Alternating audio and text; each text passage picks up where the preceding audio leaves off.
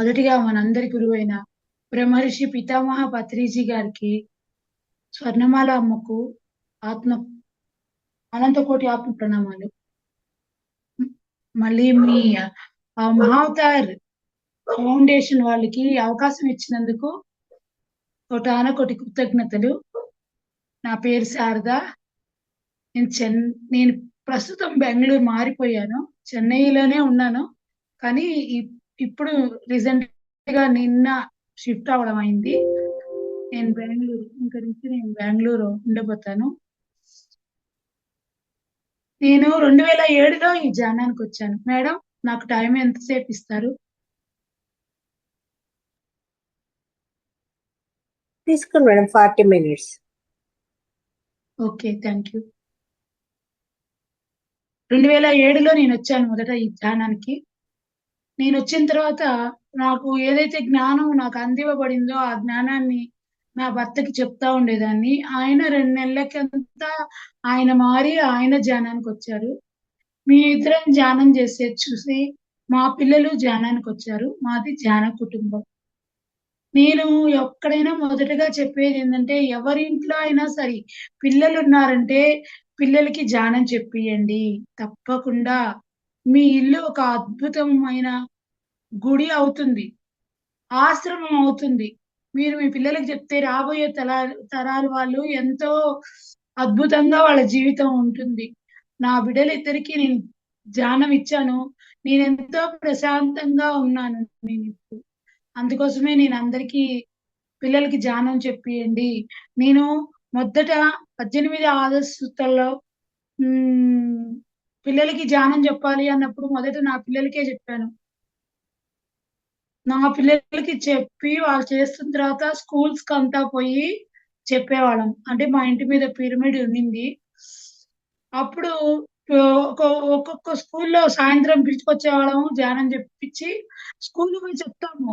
కానీ పిరమిడ్ దగ్గర చేసుకుంటే ఇంకా శక్తి ఎక్కువ గదా! అనేసి మా పిరమిడ్‌కి తీసుకొచ్చి కొంచెం పిల్లల్ని ధ్యానం చేపిచ్చి, కొంచెం వాళ్ళకి ఉత్సాహం వచ్చే మాదిరి ఏదైనా మాట, ఆట చేపిచ్చి పంపించేవాళ్ళం.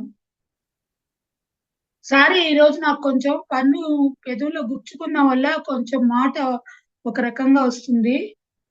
హ్మ్. నో ప్రాబ్లం మేడం, బాగానే ఏమనుకోవద్దు. ఉంది. ఏం లేదు, బాగుంది. బాగుందా? బాగుందా? ఓకే. 2007 నుంచి నేను ఈ ధ్యానాన్నే నమ్మి అన్నీ పత్రి సార్ చెప్పిన మాదిరి అంటే 18 ప్రిన్సిపల్స్ ఫాలో చేయాలి అని ఒక ఇది తోటి కాన్ఫిడెన్స్‌గా ఇదే చేస్తున్నాము. చాలా అద్భుతంగా ఉన్నాము. ఎన్నో ఎక్స్‌పీరియన్స్‌లు ఒడిదుడుకులొచ్చినా కూడా మనం వదలకుండా దీన్ని గనక అట్లే గనక ముందుకు తీసుకొని పోయామంటే మనకెప్పుడు మాస్టర్స్ తక్కువ మనతోటే ఉంటారు. ఎన్నో జరిగినియి మార్పులు. అసలు ఆహ్, ఇంకా పడిపోయే స్టేజి. అటువంటి స్టేజ్‌లో గూడా మనకు మాస్టర్స్ హెల్ప్ తప్పకుండా ఉంటుంది. మనం ఈ ధ్యాన మార్గంలో ఉండాలి. ఇప్పుడు ఈరోజు మనం చెప్పుకోబోయే టాపిక్ ఏందంటే, అప్పో దిప్పో భవ. అంటే నిన్ను నువ్వే ఉద్ధరించుకోవాలి.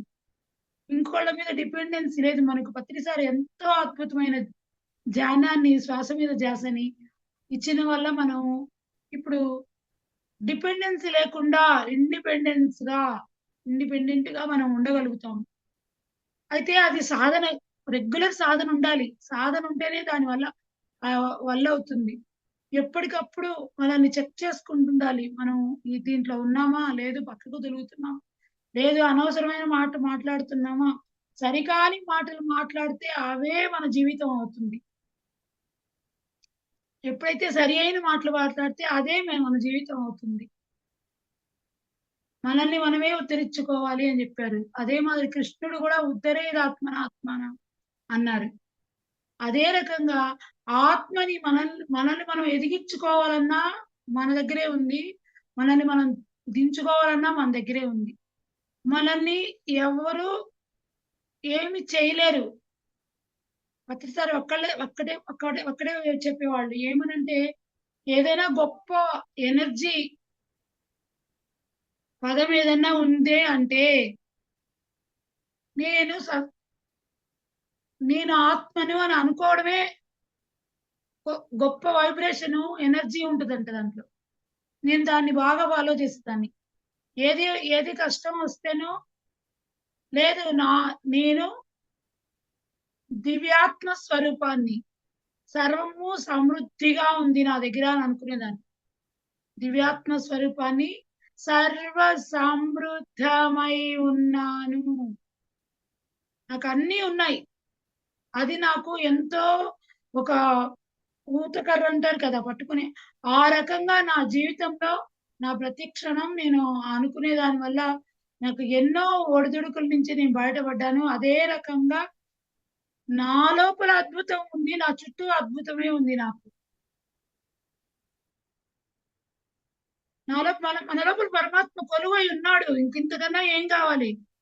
అదే దృష్టితో మనం లోపల గమనించామంటే మన చుట్టూ ఉండేది కూడా అదే అని మనకు అనిపిస్తుంది.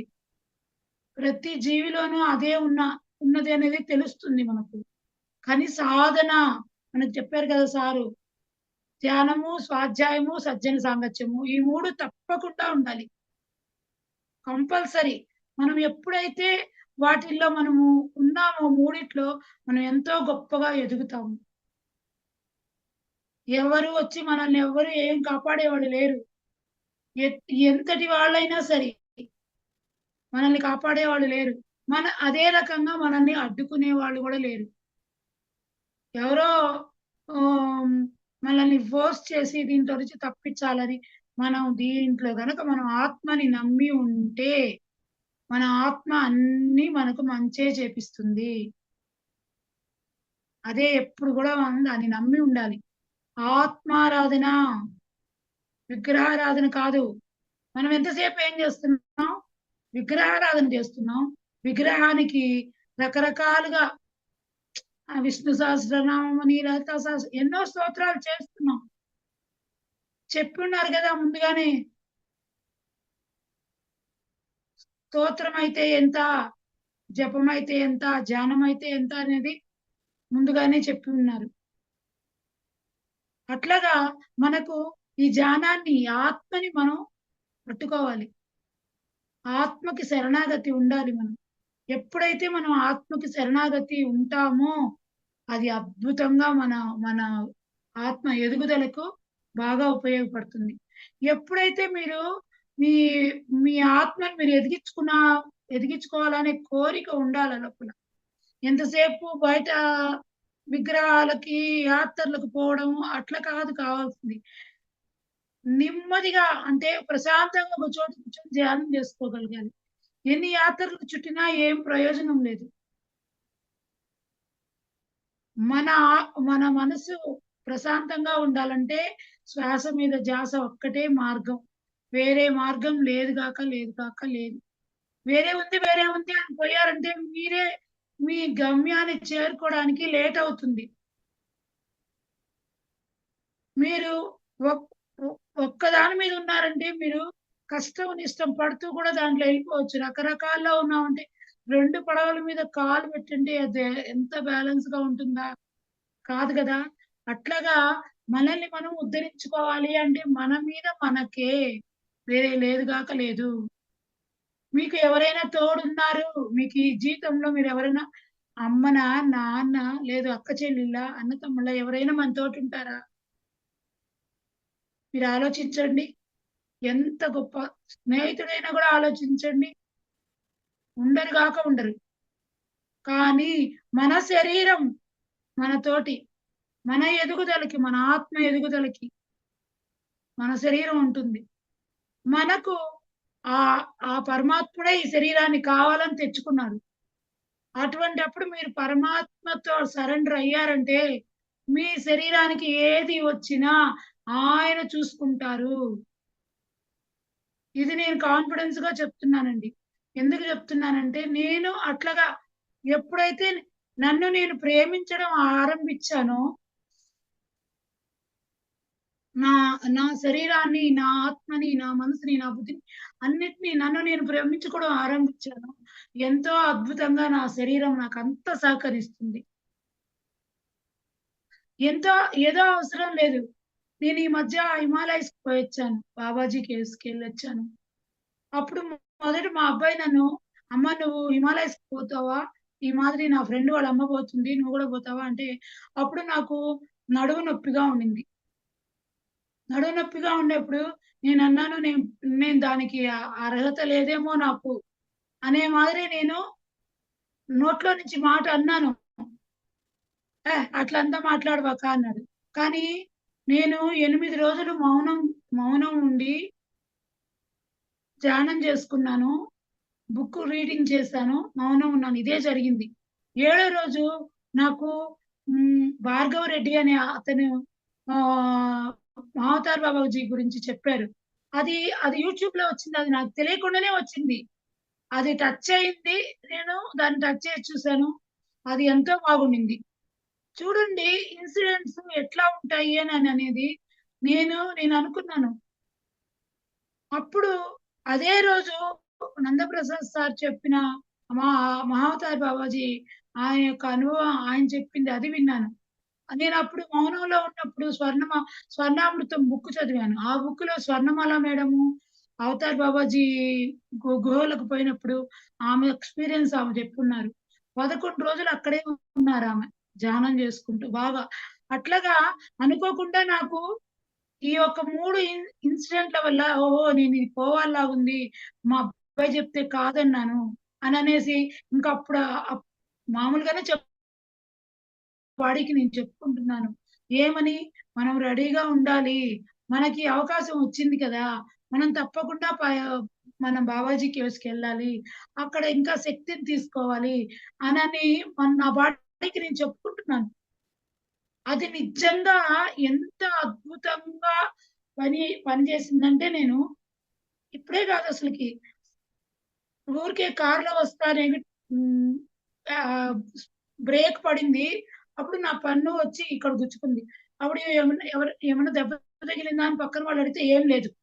అంటే తగిలింది నా శరీరానికి. నాకు కాదు కదా! అందువల్ల ఏం లేదని ఎప్పుడైతే నేను అనుకున్నానో, నా నా యొక్క మనసు స్థిమితపడింది. దెబ్బ లేదు. ఏదో ఒక్కరవ అనిపిస్తుందిప్పుడు. అట్లాగా మనల్ని ఏదైనా కష్టం ఉంది అంటే దాన్ని పదే పదే అనుకోకూడదండి. అనుకున్నారంటే ఇంకా మీరు ఇంకా వెనకెళ్ళిపోతారు. ఇంకా బాధలు పడాల్సొస్తుంది. ఎప్పుడైతే నీ అవయవాలతో నువ్వు మాట్లాడుకోవడం ఆరంభిస్తావో అద్భుతాలే చూస్తాము. నేను పత్రిజీ మెడిటేషన్ ఛానెల్‌లో రాజేశ్వరి మేడం అని ఒక మేడం ఉంది. చెప్పారు. బాడీతో ఎట్లా అంతకుముందు నాకు తెలీదు. అయితే నేను నా ఆత్మతో చెప్పుకునేదాన్ని. నేనింకా వర్క్ చేయాలి. నా శరీరాన్ని పునర్నిర్మించు అని చెప్పుకునేదాన్ని నేను. అక్కడ చూడండి ఎప్పుడైతే మనం అట్లా అనుకుంటామో మన చుట్టూ ఉండే సిట్యుయేషన్స్ కూడా మనకు కరెక్ట్‌గా ఉంటాయి. అట్లాగా రాజేశ్వరి అనే మేడం ఒక మేడము ఆమె శరీరంతో, అవయవాలతో ఎట్లా మాట్లాడాలి అననేది నేను వీడియో విన్నాను. ఇంకప్పటినుంచి ఎంతో ఒక 10, 15 నిమిషాలైనా ప్రతి అణువణువుతోనూ మాట్లాడుకునేదాన్ని, చెప్పుకునేదాన్ని. మనము బాగుంటే మన ఆత్మని ఎదిగించుకోగలుగుతాము. మనం అంటే అపోదిపోవవ అనే దానికి ఇది గొప్ప ఎగ్జాంపుల్. మనకు తోడు మనమే. మన శరీరము మనమే. శరీరాన్ని తెచ్చుకున్నారు. ఆ లోపలుండే ఆయన.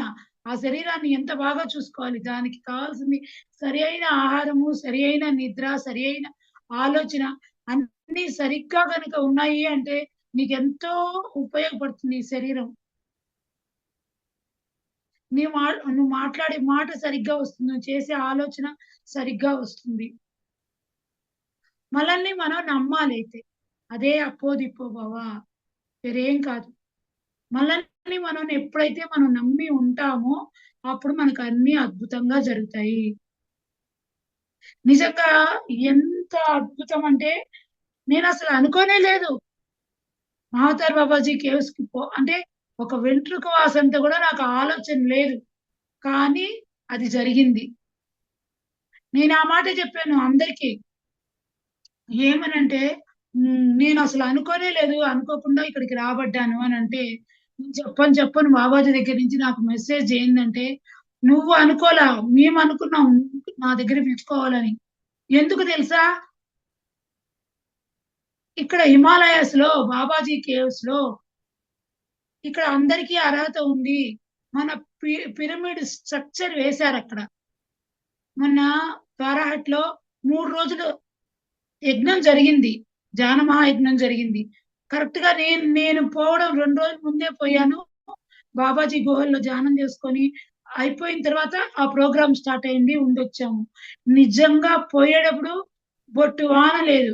తిరిగి వచ్చేటప్పుడు అంటే ఇద్దరు లేడీసే పోయాము బెంగళూరు నుంచి. మేమిద్దరమే ఇంత ట్రిప్ తిరిగినా కూడా మేమిద్దరమే. మాకు తోడు ఆ భార్గవ రెడ్డి అనే అబ్బాయి మాకు అనుకోకుండా నాతో వచ్చిన ఆమెకి బిడ్డంట.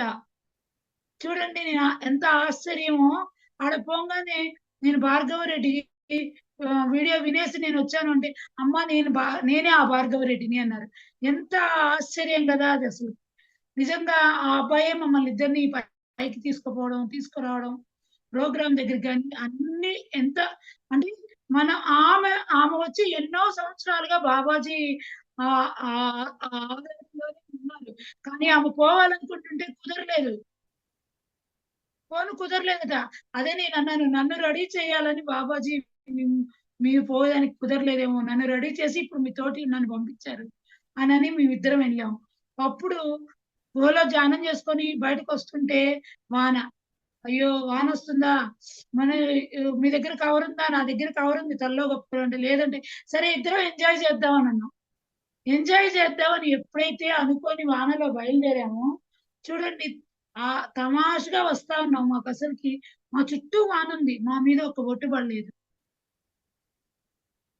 ఇదంతా అద్భుతం కదా అసలుకి. ఎంత అద్భుతం అంటే నేను మీరు నమ్మితే మీకు మీకు మంచిది, నమ్మకుంటే అదే ఇక్కడ ఏం చెప్తారంటే, మనల్ని మనం కనుక నమ్మే ఉంటే ఆత్మ బాగా ఎదుగుతుంది. అది ఎట్లాగా మనం ధ్యానం చేస్తే మన ఆత్మ అంతకంతకి ఎదిగి జ్ఞానాన్ని పొందుతుంది. లేదు మనం ధ్యానం చేయకపోతే అంతే. ఆత్మకు ఆత్మే బంధువు, ఆత్మకు ఆత్మే శత్రువు అని చెప్తారు పత్రిసారు. చూడండి, మనం ధ్యానం చేసి మనల్ని మనం ఎదిగించుకున్నాము అని అంటే అదే అపోదిపభవ అంటే. మనల్ని మనం ఎదిగించుకుంటే మన ఆత్మే బంధువు అవుతుంది. లేదు మనం ధ్యానం చేయకుండా ప్రాపంచిక విషయాల్లో పడి ఈ విగ్రహారాధన, ఈ యాత్రలు వీటిల్లో ఉన్నామంటే మనల్ని మనమే తగ్గించుకుంటాం, వేరేం కాదు. ఎప్పుడైతే నువ్వు ఆత్మను నమ్ముకుంటావో నీకు అన్ని అద్భుతాలే ఉంటాయి. అట్లాగా ఇద్దరం అసలు మా ముగ్గురికి ఒక్కళ్ళకి వాన వస్తున్న ఫీలింగ్ లేదు, కానీ చుట్టూ వాన. అదంతా కూడా నీ వీడియో అంతా కూడా తీసుకున్నా చూడు ఎట్లా వస్తుందని. అంటే నా ఫ్రెండ్స్ కి చూపించుకునేదానికి. అదే రకంగా మొదటి రోజు విపరీతమైన వాన. నేను ఒకసారి కంచి మా ధ్యానయజ్ఞంలో సార్తో అన్నాను, సారు ప్రోగ్రామ్ అంతా అయిపోయాక మమ్మల్ని కూర్చోబెట్టుకొని ఏం సంగతులు ఎట్లా జరిగింది అని అడుగుతారు మామూలుగా. అంటే పాత వాళ్ళం, ఆయన చుట్టూ ఎప్పుడూ ఉండేవాళ్ళం. నిజంగా అటువంటి మహానుభావాన్ని మళ్ళీ మనం చూడలేము. కానీ మనం అట్లా తయారవ్వాలి. అది మనము తలా ఒక పత్రిజీ మాదిరి రెడీ అయ్యి పత్రిజీ యొక్క ఆశయాలు ముందుకు తీసుకొని పోవాలి. ఎంతో గొప్ప ఆశయాలు ఆయనవి, అవి ముందుకు తీసుకొని పోవాలి. అట్లాగా నా దగ్గరికి వచ్చినప్పుడు నన్ను అడిగితే, సార్ ఎట్లా ఉండింది తెలుసా, వాన వచ్చినప్పుడు మెరుపులు నేలకు తాకాయి సార్ అన్న. అంటే అసిస్టెంట్ మాస్టర్స్ మనం చేసే ప్రోగ్రామ్ కి సంతోషపడ్డారమ్మా, భూమి మీదకి వచ్చారమ్మా అన్నారు. అబ్బా నిజంగా నాకు అక్కడ హిమాలయస్ లో కూడా స్టార్టింగ్ రోజు అట్లా వస్తే ఎంత అద్భుతంగా వాళ్ళు హ్యాపీ అవుతున్నారో. ఇంత బాగా వాన వస్తుంది. అంత వానలో కూడా మినీ బస్సు 3 కార్లు వచ్చారు, అంత హిందీ వాళ్ళే. మన తెలుగు వాళ్ళు వచ్చి ఒక 10 మంది ఉంటారు. వైజాగ్ మన సార్ ఉన్నారు కదా, జీకే సార్ తోటి ఒక 5గురు, మళ్ళీ రాజమండ్రి పక్క ఒక 5గురు అట్లా వచ్చారు. కానీ బెంగళూరు నుంచి మేమిద్దరమే పోయింది. నిజంగా ఎంత అద్భుతంగా జరిగిందంటే, ఆ వాన ఫస్ట్ రోజే అంటే ప్రోగ్రామ్ స్టార్ట్ అవ్వక ముందు రోజు నైట్, కానీ పక్క రోజు నుంచి ఏ వాన లేదు. అద్భుతమైన ఎండ, మంచు. అంటే మన వాన వస్తే కూడా రాత్రి వస్తుంది, పగులు లేదు. నేచర్ చూడండి మనకి ఎంత హెల్ప్ చేస్తుంది అని అనేది, ఎంత అద్భుతంగా. అదే పిరమిడ్ స్ట్రక్చర్ వేసినప్పుడు అక్కడ పోయి మేము అందరం కూర్చొని ధ్యానం చేసుకోవడానికి పోయినప్పుడు మా చుట్టూ విపరీతమైన మంచు, కానీ మనం ఉండే ప్లేస్ లో లేదు. ఇవన్నీ అద్భుతాలు కదా. బాబాజీ చెప్తారు, ఇక్కడ నాకు చెప్పిన మెసేజ్, నన్ను చెప్పమన్న మెసేజ్ మీకు అందరికీ చెప్తున్నాను. మనం ప్రతి ఒక్కళ్ళకి అక్కడికి పోయే అవకాశం ఉంది. ఎందుకంటే మన సెంటర్ ఉంది అక్కడ. మనమే వండి తినొచ్చు. మేము అట్లే చేసాము. మేమిద్దరం వండి ఒకరోజు 16 మందికి, ఒకరోజు 20 మందికి. ఆ రకంగా బాబాజీ కేవ్స్‌కి పోయేసొచ్చి వండిన రోజు 20 మందికి వండి పెట్టాం. దాని ముందు రోజు 16 మందికి వండి పెట్టాం. అంటే మనల్ని మనం నమ్మితే ఎన్నో సాధించగలము. కొంచెం మించం కాదండి. మాకు మటుకు నొప్పులు లేవా? ఉంటాయి. కానీ మనం నొప్పులతో కాదు మాట్లాడేది, మన ఆత్మతో మనం మాట్లాడుతున్నాం. ఆత్మే శరీరాన్ని చూసుకుంటుంది.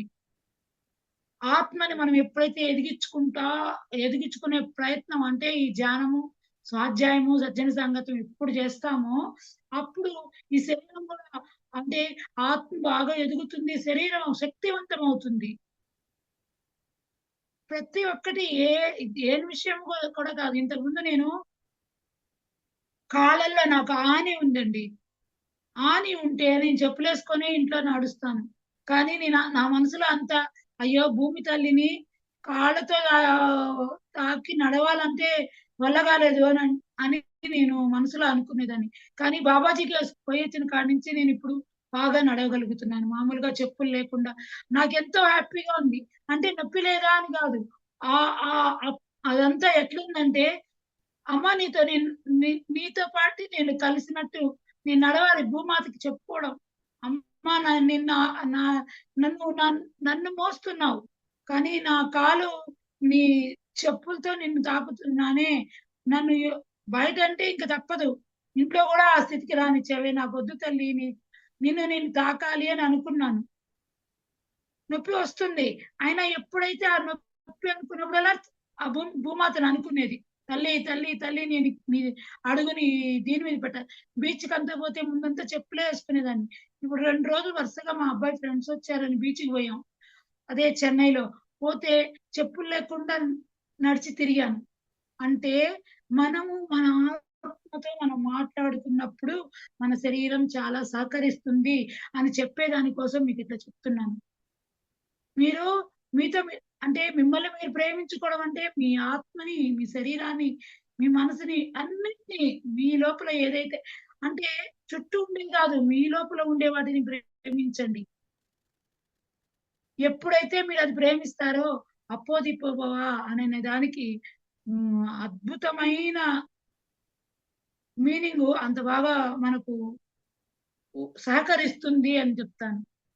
బాబాజీ చెప్పారు, లక్షణంగా ఇప్పుడు మీరు డబ్బులు పెట్టగలిగితే మామూలు రోజుల్లోనే పోండి. అకామిడేషన్ అంతా డబ్బులవుతుంది. కానీ వచ్చే సంవత్సరం మళ్ళీ ధ్యాన మహిళా చక్రం జరుగుతుందక్కడ. ఇదే జూలైలో.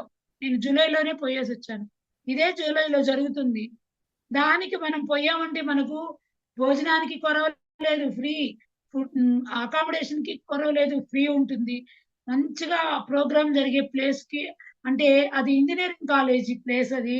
చాలా 100 ఎకరాలుండే ప్లేసు. ఎంతో అద్భుతంగా అక్కడ మనం పోయి ఉండొచ్చు. అంటే ఖర్చు పెట్టలేను అనుకున్న వాళ్ళు, ఖర్చు పెట్టగలము అని అనుకున్న వాళ్ళు అకామిడేషన్ బాగుండి అందరూ పోయే అవకాశం ఉంది. పైగా ఎక్కలేము అని డౌట్ పడొద్దండి. మీ శక్తి అమోఘం. మన శరీరాన్ని ఉపయోగించుకుంటే ఎంతో ఉపయోగపడుతుంది. కానీ మనం ఎంతసేపు మనల్ని మనం తక్కువ చేసుకుంటున్నాం. నాకు ఈ కాలు, నాకు ఈ చెయ్యి, ఇదే నా కాలు నొప్పి, నా చెయ్యి నొప్పి, ఇవే ఏదో ఒకటి కారణం. అట్లా కాదు. దాంతో మాట్లాడండి. మనం చేయాలి. ఎన్నో పనులు చేయాలి. నేనదే చేస్తున్నానండి. అందువల్ల మీకందరికీ చెప్తున్నాను. నేనెప్పుడైనా నేనెక్కువ క్లాసెస్ చెప్పను. చెప్తే నా అనుభవాన్ని, సార్ చెప్పిన జ్ఞానాన్ని చేర్చుకొని నేను ఫాలో చేసే చెప్తాను. అసలు మామూలుగా చెప్తారు గదా! ఏ మాస్టర్ ఏది చెప్పినా శ్రవణము, మననము, నిధిధ్యాసన, సాక్షాత్కారము, లోక కళ్యాణము. మనము వినాలి, దాన్ని మననం చేసుకోవాలి. నిధిధ్యాసన అంటే ఇంప్లిమెంట్ చేయాలి. మీరెప్పుడైతే ఇంప్లిమెంట్ చేశారో అది అద్భుతమైన రిజల్ట్ వస్తుంది. అన్నీ మీరు ఎన్ని ఫాలో చేశారంటే లక్షణంగా లోక కళ్యాణం అద్భుతంగా తానుగా జరిగిపోతుంది కదా! మనం అనుకోనే అక్కర్లేదు. అనుకోకుండానే అది జరిగిపోతుంది. అట్లాగా మనల్ని మనం ఉద్ధరించుకోవాలి అనంటే మనతోటి మనల్ని మనం ప్రేమించుకోవాలి ఫస్టు. మన శరీరంతోటి మనం మాట్లాడుకోవాలి. మన మనసుతో చెప్పుకోవాలి. మనసే మాయా మృగము మనసందే ముక్తి అన్నారు వేమన. మనము మనసుకు మంచిగా ట్రైనింగ్ ఇస్తే ముక్తి మార్గం వైపుకు తీసుకుపోతుంది. మాయా మృగం మాయలో పడేసినావంటే దాన్ని, అది నిన్ను అధోపతాళానికి తీసుకుపోతుంది. దాంట్లో కూడా నేను అనుభవిచ్చి అంటే ఆ జ్ఞానాన్ని తెలుసుకున్న తర్వాత కూడా అధోపతాళానికి పోయి మళ్ళీ ఉద్ధరించుకోవడానికి అవి గుర్తు తెచ్చుకొని పాటించిన వల్ల జ్ఞానము, స్వాధ్యాయము, సజ్జన సాంగత్యం అన్ని పాటించిన వల్ల ఈరోజు మీ ముందు ఇట్లా కూర్చొని చెప్పగలుగుతున్నాను. మనల్ని మనం ఉద్ధరించుకోవాలి. ఎవ్వరూ వచ్చి మనల్ని సహాయం చెయ్యరు. కానీ ధ్యాన మార్గంలో ఉన్నారు అంటే మీరు చేసిన సాధనని బట్టి మీతోటి మాస్టర్స్ ఎప్పుడూ ఉంటారు. మనకు సార్ చెప్తారు గదా! మనతోటి ప్రతి ఒక్కళ్ళకి ఇద్దరుంటారు మాస్టర్స్ అనని. ఫిజికల్‌గానే ఉంటారు. ఇంక ధ్యానంలో ఉండేటప్పుడు ఇంక మనతోటే ఉండరా? ఏది జరిగినా వాళ్ళు గమనిస్తుంటారు గదా! మనకెంతో హెల్ప్ ఉంటుంది. నిజంగా ఆ మహావతార్ బాబాజీ ఆ ఒక మన లోపల ఎక్కడున్నారు అని అనేది గూడా తెలిపించబడింది. మహా శివుడి మెడలో నాగరాజు ఉన్నారు కదా! ఆయనేనంట బాబాజీ. ఎంత అద్భుతమో గదా! చూడండి వాళ్ళకి చిన్నప్పుడు వాళ్ళ అమ్మ, నాన్న గూడా నాగరాజు అనే పేరు పెట్టారంట. ఆయన చు అంత అద్భుతంగా ఆయన ధ్యానంలో ఉండి ఆయన ఇతరులొక మాస్టర్స్‌తో కలిసి పిరమిడ్ ద్వారా మనకు ఎనర్జీని, జ్ఞానాన్ని అందిస్తున్నారు. భూమి మీద అందరూ దైవాలుగా మారడం కోసం ఆయన ఎంతో ప్రయత్నం చేస్తున్నారు మహావతార్ బాబాజీ. అది అంతా గూడా మనకు హ్మ్. ఆ ఒక అవతార్ బాబాజీ పుస్తకంలో ఉంది.